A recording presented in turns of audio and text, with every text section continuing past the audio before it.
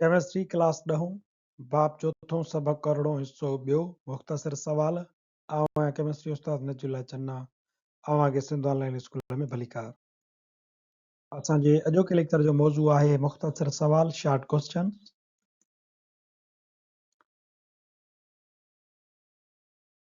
Exercise जो section B आहे short question हिस्सो ॿियो पढ़ंदासीं।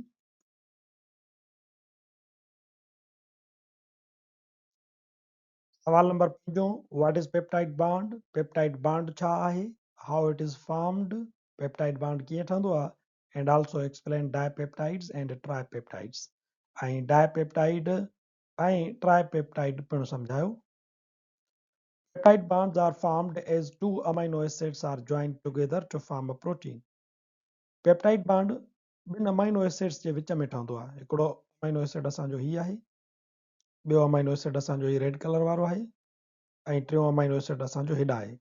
हाणे हिकिड़े अमाइनो एसिड ऐं ॿिए अमाइनो एसिड जे विच में जेको बॉन्ड ठहे थो इनखे असां चवंदा पेप्टाइड बॉन्ड। ऐं इन बॉन्ड जे ज़रिए अमाइनो एसिड्स पाण में गॾिजी करे प्रोटीन ठाहींदा आहिनि। Peptide bonds form through a process called dehydration synthesis, polymerization. Peptide bond dehydration वारे उसूल ते ठहंदो आहे। डिहाइड्रेशन जो मतिलबु छा आहे त ॿ अमाइनो एसिड पाण में मिलंदा त उन मां डिहाइड्रेशन थींदी, यानी पाणी जो हिकिड़ो मालिक्यूल रिमूव थींदो। हेॾां सी डबल बॉन्ड ओ, हेॾां ओ एच निकिरंदो, ऐं हेॾां हिन ॿिए अमाइनो एसिड मां हिकिड़ी हाइड्रोजन निकिरंदी। होॾां ओ एच हेॾां एच, इहो पाणी जो मालिक्यूल रिमूव थींदो त हीअ नाइट्रोजन हीअ कार्बन पाण में मिलंदी। पाणी जो रिमूव थियणु उनखे असां चवंदा डिहाइड्रेशन।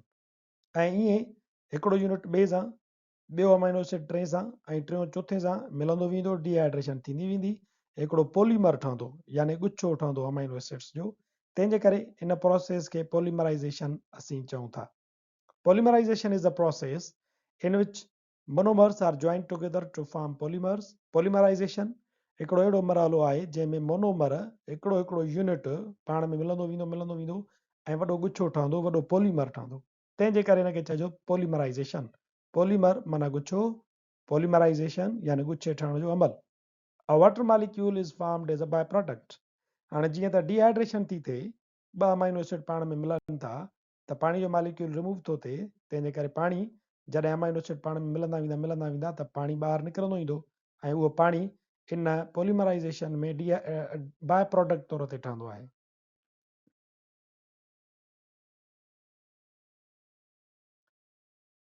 असां वटि अमाइनो एसिड्स आहिनि, उन्हनि जो जनरल फार्मूला आहे आर यानी कोब alkyl group, C H C double O H carboxylic group, ऐं हेॾा तव्हांजो अमाइनो ग्रुप आहे।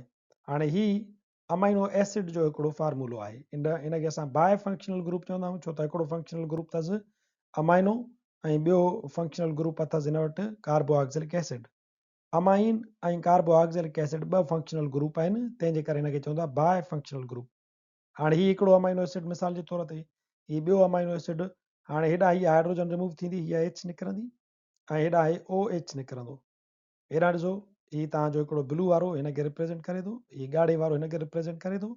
हीअ हितां एच निकिती त हेॾे एन एच बचो, हीअ एन एच साॻो ई बचियल आहे, हीअ हेॾे साॻो ई अमाइनो एसिड, हीअ एन एच हिकिड़ी एच रिमूव थी वई, उहा एच हेॾे आई, ऐं हेॾा आहे हिनखे रिप्रेज़ेंट थो करे सी डबल ओ एच आहे, तंहिंजे करे सी डबल बॉन्ड ओ मौजूदु आहे, ओ एच वरी हिन मां निकितो। हाणे ओ एच हेॾा निकितो, एच हेॾा निकिती त हिकिड़ो पाणी जो मालिक्यूल रिमूव थी वियो।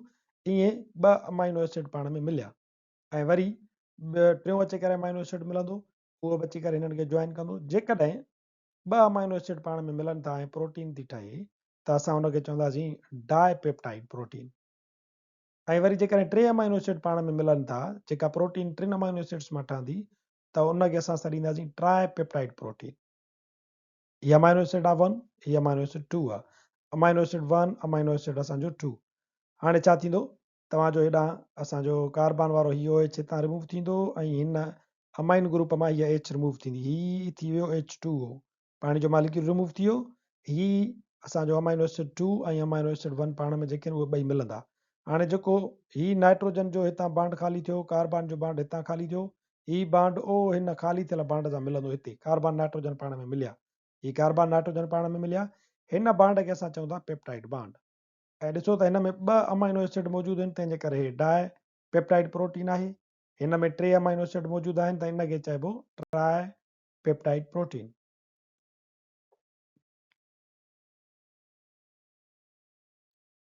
सवाल नंबर 4 आहे enumerate the important uses of lipids। Lipids जा अहम इस्तेमाल बयानु कयो। यूज़िस ऑफ लिपिड्स असां पढ़िया आहिनि। 6 मुख़्तलिफ़ क़िस्मनि जा इस्तेमाल आहिनि लिपिड्स जा।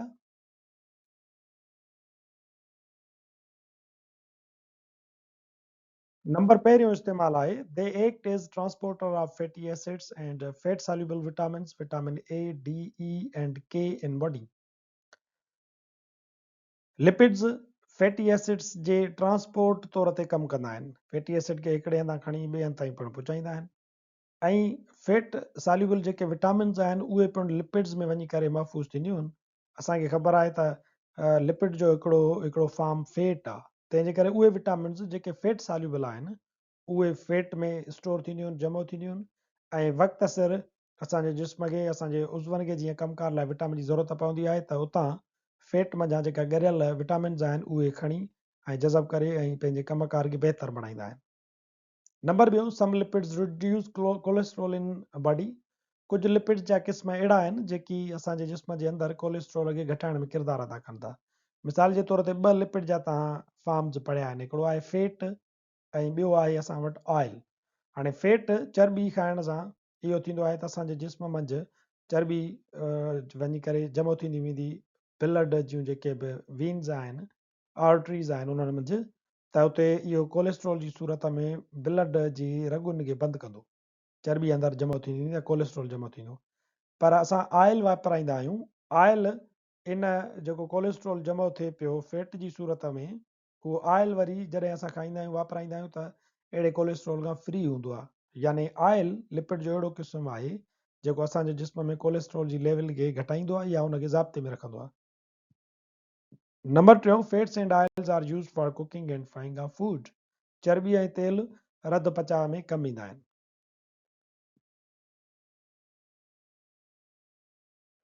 Number 4 fats and oil are used in detergent, soaps, cosmetics, polishes and paints. चर्बी ऐं तेल रंग, पॉलिश, हार सिंगार जूं शयूं, साबुण ऐं सर्फ वग़ैरह ठाहिण लाइ कमु ईंदा आहिनि। चर्बीअ मंझां साबुण आमतौर ते 9-10 जे क्लासनि जे शागिर्दनि खे पिणु सेखारियो वेंदो आहे त चर्बीअ मंझां साबुण कीअं तयारु कजे। चर्बी छा आहे, हिकिड़े लिपिड जो हिकिड़ो क़िस्म आहे। सो लिपिड्स जेके आहिनि उहे साबुण सर्फ वग़ैरह ठाहिण लाइ ऐं खोड़ सारा कॉस्मेटिक्स प्रोडक्ट्स आहिनि उन्हनि खे ठाहिण लाइ पिणु कमु ईंदी आहे। Number 5 lipids activate the enzymes. Lipids enzymes खे मुतहरिक कंदा आहिनि। Number 6 animal fats are found in adipose tissue cells. जानवरनि में एडिपोज ओजन में चर्बी जमा थींदी आहे, उतां ई असां इहा चर्बी हासिलु कंदा आहियूं।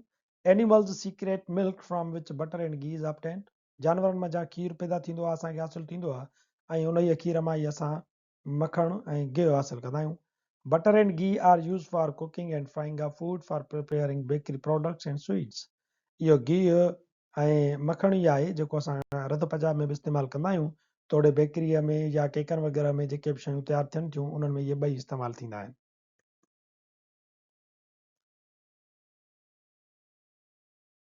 सवाल नंबर 7 आहे what are the amino acids and give their general structure. Amino acids छा आहिनि ऐं उन्हनि जी आम बनावट ॿुधायो। Amino acids are organic compounds consisting of both basic amino group and acidic carboxyl group bifunctional compounds। Amino acids हक़ीक़त में बायफंक्शनल नामियाती मुरकब आहिनि। बायफंक्शनल नामियाती मुरकब इन जे लाइ आहिनि जो अमाइनो एसिड्स ते 2 फंक्शनल ग्रुप अटैच थियल हूंदा आहिनि। हिकिड़ो कार्बोऑक्सिलिक ग्रुप उन ते अटैच थियल हूंदो आहे ऐं नंबर 2 उन सां अमाइनो ग्रुप अटैच थियल हूंदो आहे। अमाइनो एसिड्स जो जनरल फार्मूला आहे RCH amino group and COOH carboxylic group. Which में तव्हांखे कार्बन मिलंदी, उन सां अटैच थियल हूंदो कार्बोऑक्सिलिक ग्रुप ऐं ॿिए पासे ॾांहुं उन सां अटैच थियल हूंदो अमाइनो ग्रुप। हेॾां तव्हांजी अल्काइल चेन हूंदी।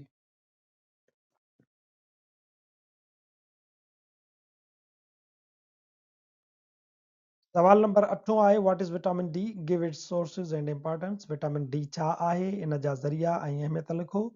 There are different forms of vitamin D including ergocalciferol, vitamin D2 and cholecalciferol, vitamin D3। vitamin D is found in fish, eggs and fortified milk। Vitamin D असांजे जिस्म में phosphorus ऐं calcium खे नज़्मो ज़ब्त में रखण ऐं हॾनि जी बनावट खे जोड़ण में अहम किरदारु अदा करे थी। विटामिन डी D2 ऐं D3 जे क़िस्मनि में मिलंदी आहे। विटामिन डी असांखे खीर मखण अंडनि ऐं मच्छी वग़ैरह मां हासिलु थिए थी।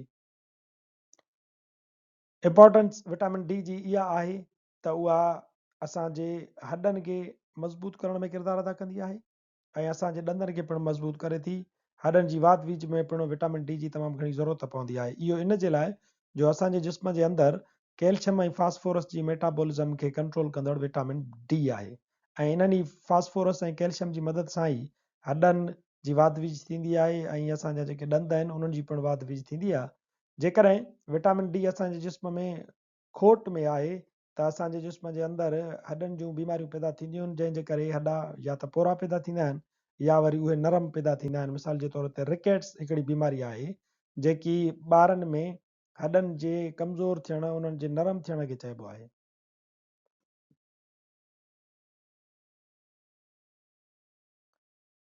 सवाल नंबर 9 आहे distinguish between fat soluble and water soluble vitamins.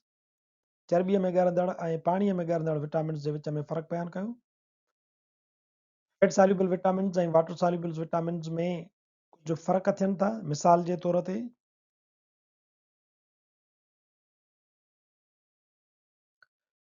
Number पहिरियों फ़र्क़ु इहा आहे त फैट सॉल्युबल विटामिन्स खे जीअं नालो ॾिनल आहे ईअं ई सम्झी सघिजे थो त ही विटामिन्स फैट सॉल्युबल थींदियूं आहिनि, जिन खे असां फैट सॉल्युबल विटामिन्स चऊं था, ऐं वाटर सॉल्युबल विटामिन्स पाणीअ में ॻरंदड़ हूंदियूं आहिनि। नंबर ॿियों, fat soluble vitamins require bile salts and fats for their absorption.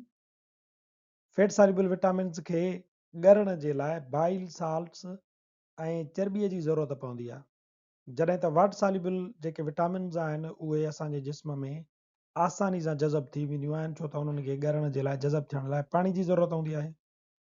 Number टियों, फैट सॉल्युबल विटामिन्स जीअं त चर्बीअ में ॻरनि थियूं, इन जे करे उहे असांजे जिस्म में स्टोर थींदियूं वेंदियूं आहिनि। इहे पेशाब जे ज़रिए निकाल न आहिनि थींदियूं, जॾहिं त वाटर सॉल्युबल विटामिन्स पाणी में ॻरंदड़ हूंदियूं आहिनि, तंहिंजे करे उहे आसानी सां यूरिनरी एक्सक्रीशन सां गॾु पेशाब सां गॾु जिस्म खां ॿाहिरि ख़ारिज थी वेंदियूं आहिनि। इन जे करे वाटर सॉल्युबल विटामिन्स जेतिरे बि मिक़दार में वापराइजनि असांजे जिस्म खे नुक़सानु कोन पहुचाईंदियूं, छो त उहे वाधू मिक़दार जेको तव्हां वापरायो उहो हूअं ई पेशाब में ख़ारिज थी वेंदो। जॾहिं त फैट सॉल्युबल विटामिन्स जो जेकॾहिं वाधू मिक़दार खाइबो त उहो असांजे जिस्म जे अंदरि चर्बीअ में बाइल साल्ट्स में जमो थींदो वेंदो आहे, तंहिंजे करे उहो पंहिंजा टॉक्सिक इफेक्ट ज़ाहिर कंदो आहे।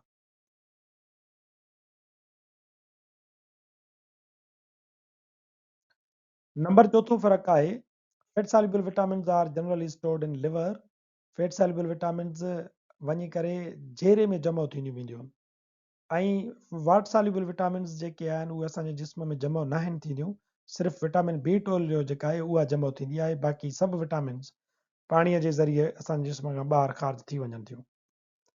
नंबर 5 फ़र्क़ु इहो आहे त fat soluble vitamins do not act as coenzyme. उहे कोएंजाइम तौर ते अमल न आहिनि कंदियूं ऐं वाटर सॉल्युबल विटामिन्स जेके आहिनि उहे कोएंजाइम तौर ते कमु कंदियूं आहिनि, यानी एंजाइम सां गॾिजी करे उन जे मददगार तौर ते कमु कनि थियूं पियूं। विटामिन फैट सॉल्युबल्स जो मिसाल आहे vitamin A, D, E and K, जॾहिं त वाटर सॉल्युबल विटामिन्स में विटामिन B कॉम्प्लेक्स ऐं विटामिन C अची वञे थो। विटामिन B कॉम्प्लेक्स में तक़रीबन 10 विटामिन्स अंदरि आहिनि जेकी गॾिजी करे हिकिड़ो ग्रुप ठाहिनि थियूं, जिन खे असां विटामिन B कॉम्प्लेक्स चऊं था।